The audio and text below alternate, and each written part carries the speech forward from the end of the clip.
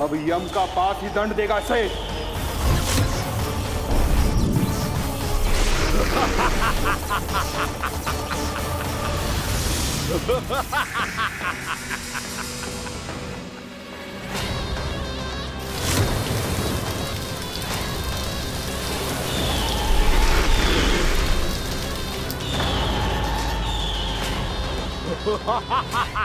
तूने जल की धार को भले ही काट दिया हो दुष्ट, पर हिम में धार नहीं होती। अब मेरी हिम शक्ति तुझे जमाकर नष्ट कर देगी।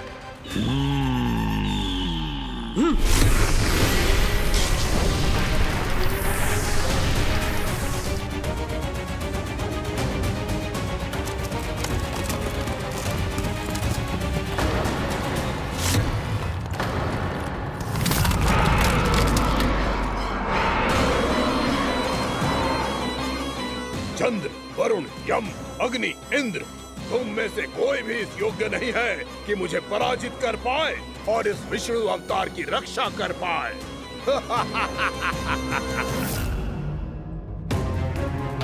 इस असुर को तो देवता कुछ ना बिगाड़ पा रहे हैं। अब क्या होगा खाना का? बकासुर, मैं अपनी किरणों की ताप से तुझे छलनी छलनी कर दूंगा।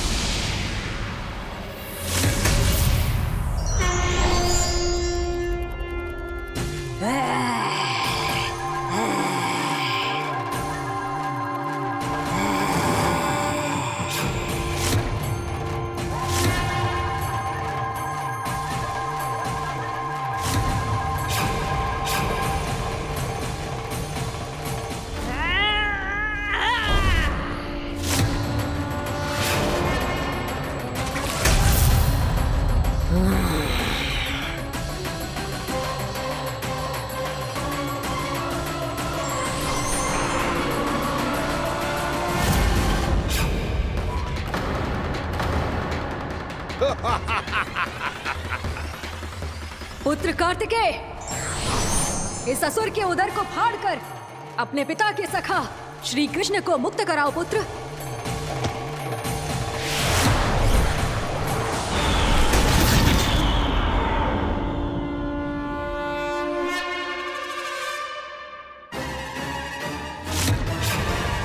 मैंने कहा था, तुम में से कोई भी मेरा बाल भी बांका नहीं कर पाएगा। तुम देवताओं का तो सामर्थ्य ही क्या, स्वयं देवों के देव महादेव भी मेरा कुछ नहीं बिगाड़ पाएंगे। कृष्ण को अपने उदर में ही पचा जाऊंगा मैं।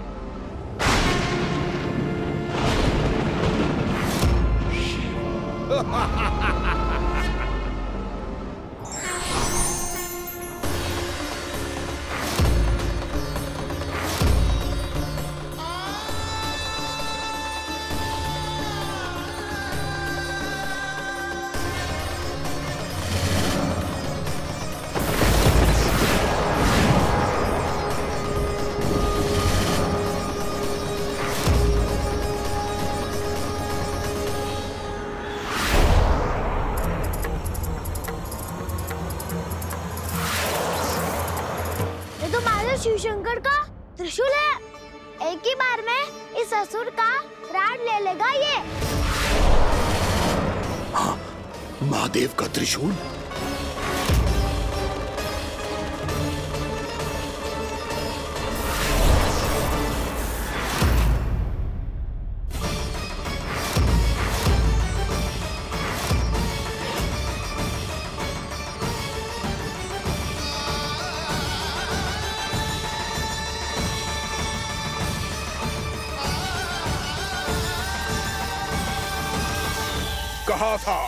कहा था मैंने, स्वयं महादेव भी मेरा कुछ नहीं बिगाड़ सकते। अजय हूं मैं, अजय।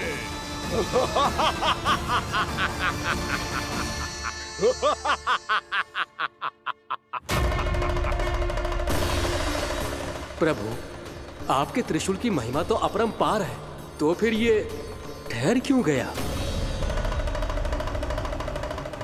आपने अपने त्रिशूल को वापस क्यों ले लिया महादेव? इस दुष्ट का संहार क्यों नहीं किया? क्योंकि इसकी मृत्यु मेरे हाथों नहीं, मेरे सखा नारायण के अवतार श्री कृष्ण के हाथों ही होगी, और यही विधि का विधान है। पर पिताजी, श्री कृष्ण तो इस असुर के उदर में फंसे हुए हैं, हम उन्हें मुक्त कैसे कराएंगे?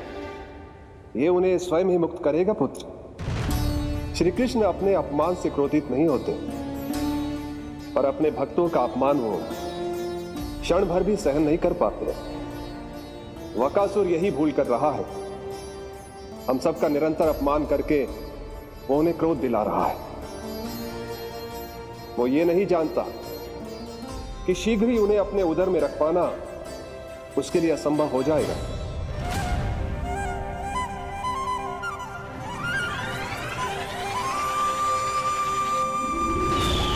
क्या हुआ महादेव?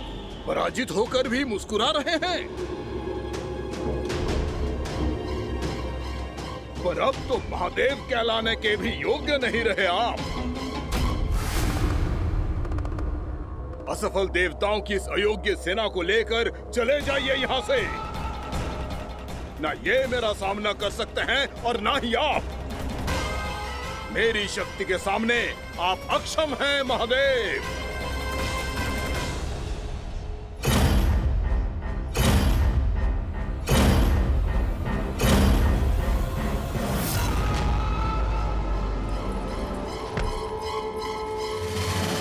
सुधा, जिस दुष्ट ने मेरे लल्ला को निगलो है ना, भीतर से जलेगो, छटपटाएगो, पीड़ा से कराएगो। जिस दुष्ट ने मेरे लल्ला को निगलो है ना, भीतर से जलेगो, छटपटाएगो, पीड़ा से कराएगो। ये क्या हो रहा है मुझे?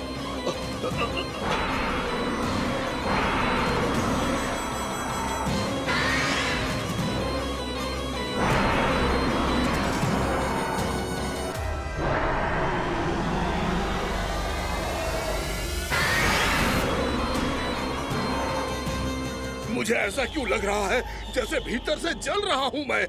ये क्या हो रहा है मुझे?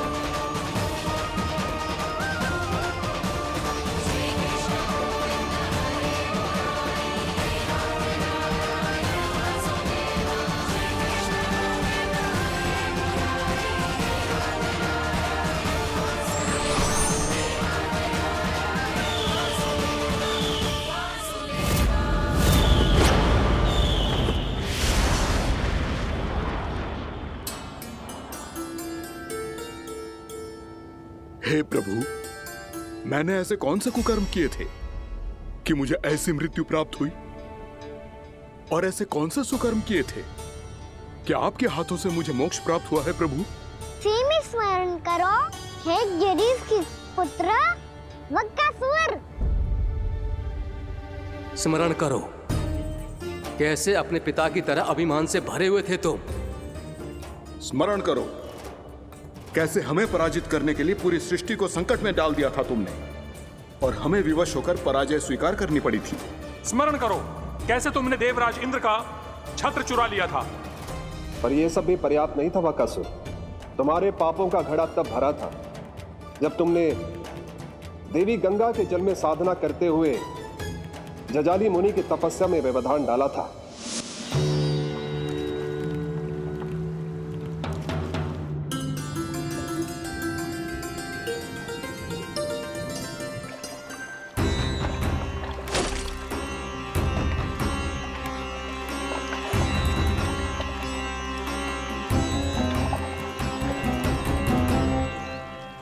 रुक क्यों गए चालक? नौका को आगे की ओर ले चलो। आगे बढ़ना उचित नहीं होगा महाराज। यहाँ से कुछ ही दूरी पर जालजली मुनि तपस्या कर रहे हैं। तो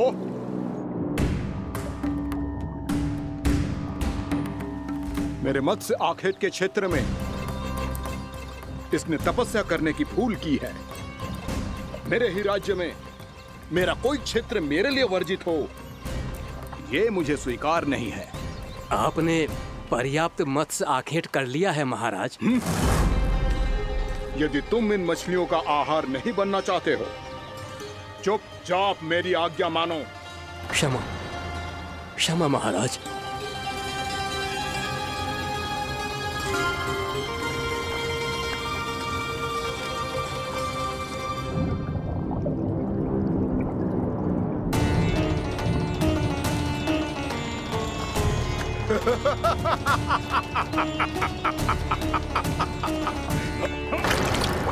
मुनिवर, रक्षा कीजिए, रक्षा कीजिए मुनिवर।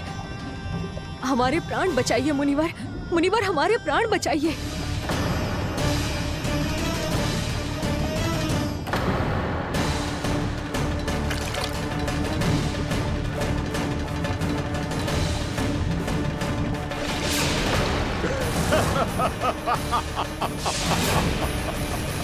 ठहर जाओ असुरराज।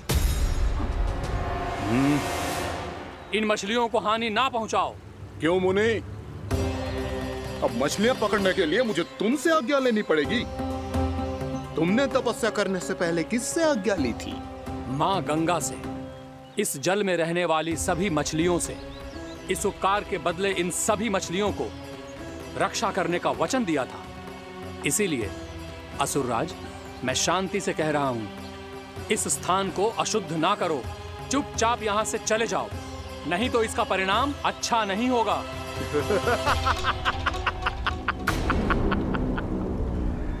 तुम जिन देवताओं की तपस्या कर रहे हो ना मुनि, उन्होंने भी मेरा कुछ नहीं बिगाड़ पाया था, और तुम मुझे धमकी देने का दुस्साहस कर रहे हो।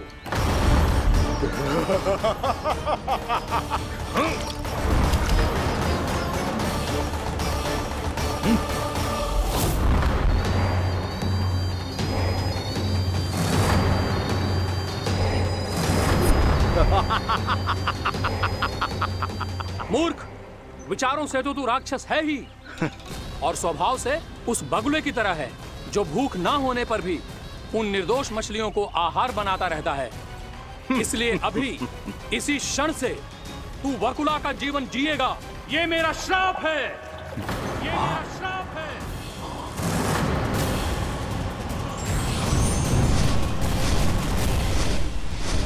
श्राप पाने के बाद तुम्हें आभास हुआ कि तुमने कितना बड़ा अपराध किया था, और तब तुम जजाली मुनि से क्षमा याचना करने लगे। तुम्हारे अपराध बोध को जानकर मुनि श्रेष्ठ शांत हुए और उन्होंने तुम्हें वरदान दिया। श्राप से मुक्ति का एक ही मार्ग होता है असुर, पश्चाताप। तुम्हें अपने भूल का पश्चाताप है, इसीलिए मैं तुम्हें वरदान देता हूं।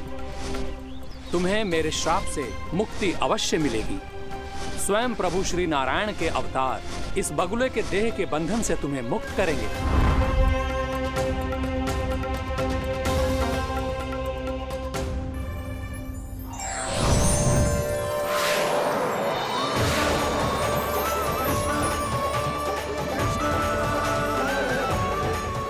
हम स्वीकार करें प्रभु।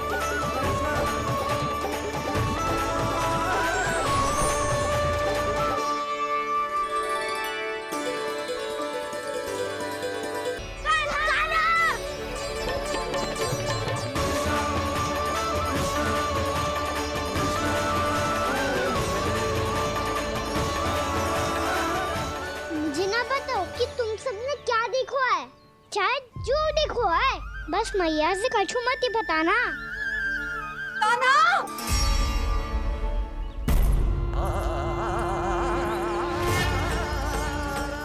कान्हा! मेरा लल्ला!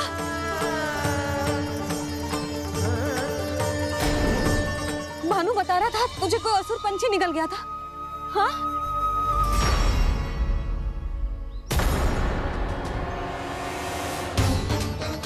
हे नारायण, ये क्या है?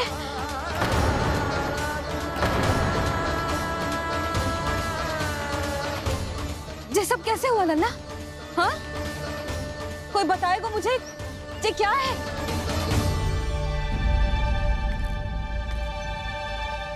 श्रीधामा, मधुमंगल, चिची को सब कुछ बता दो। ये असुर पक्षी मुझे निगलने वाला था रानी भाभी, तभी अंतिम क्षण में कान्हा ने आके मुझे बचा लियो। और ये असुर पक्षी ने कही कि यह है वृंदावन का राजकुमार नंदराज का लल्ला, इसके होते कोई भी वृंदावन वासियों को हानि ना पहुंचा सकते। रानी भाभी, कान्हा ने अपने प्राणों की चिंता ना करी और इस क्रूर राक्षस से भिड़ गया और इस राक्षस पक्षी ने इसे निगल लियो। इतना पर्याप्त है भोला काका, सब कुछ बताने की आवश्यकता नहीं है। ये सब देख के सारी बालक मंडली इतनी व्याकुल हो गई कि सबने अपने प्राण अर्पित कर दिए और इस असुर पक्षी से कहे कि हमें खा लो और हमारे सखा को छोड़ दो। इन बालकों का पराक्रम देख के सभी देवतागण यहाँ आ गए और उनके हृदय भी पिघल गए और उन्होंने इस राक्षस पक्षी से युद्ध करके इसे मार गिराया। देवताओं के राजा इंद्र के वज्र का प्रहार तो मैंने अपनी आंखों से देखा है ताई जी। और फिर उसके बाद अग्निदेव ने अग्निवस्त्र का प्रहार किया। जय ना काकी, वरुण देव, कार्तिकेय, यमदेव सबने मिलके युद्ध किया इस राक्षस से। कहा था अभी मत बोलना। अरे सब मिलके फंसा दोगे मुझे। हाँ भद्रकाली, हमारे शिव शंकर भी आए थे छोटी माँ। जाओ आप भी। बाबा साईता, मुझे लगता है कि ये कान्हा भी इन्हीं देवताओं में से एक है। संभव तो है चीची, स्मरण है पूतना और तृणावर्त के आक्रमण के समय भी ऐसा ही हुआ था। सभी राक्षस मारे गए थे पर अपने कान्हा को एक खरोच तक न आई थी। हाँ जीजी, मुझे लगता था कि श्री नारायण की विशेष कृपा है हमारे कान्हा पे, पर अब तो देख के लग रहा है कि हमारा कान्हा ही स्वयं श्री नारायण है। या फिर उनका अवतार है ये। अरे बस करो तुम सब, ऐसा कछु ना है। अरे जितनी बात सुनी है उससे तो यही लग रहा है कि कान्हा देवताओं और असुरों की युद्ध के बीच में फंस गया था। उसका इस सब से कोई लेना देना ना है। तो फिर इसके तन पे एक भी खरोच क्यों ना आया नंदराज? हाँ,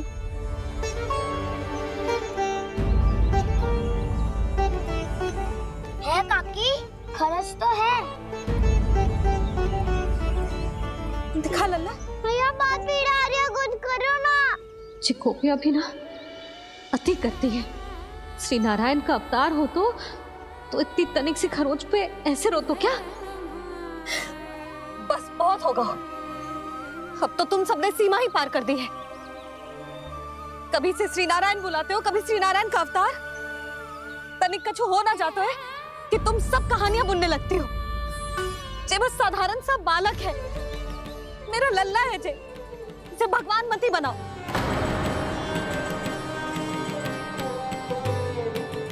और तू, क्या आवश्यकता थी तुझे यहाँ आने की? हाँ? वो भी मुझे बिना बताए। मेरे साथ छल करके आए हो तू। अब तू घर चल, ऐसा दंड दूंगी ना कि मैया बहुत पीड़ा हो रही है, मैया बहुत पीड़ा हो रही है मैया। हाँ नन्ना, तू घर चल, मैं तुझे औषधि लगा दूंगी, हल्दी का लेप लगाऊंगी ना, झट से ठीक हो जाएगा। चल चल।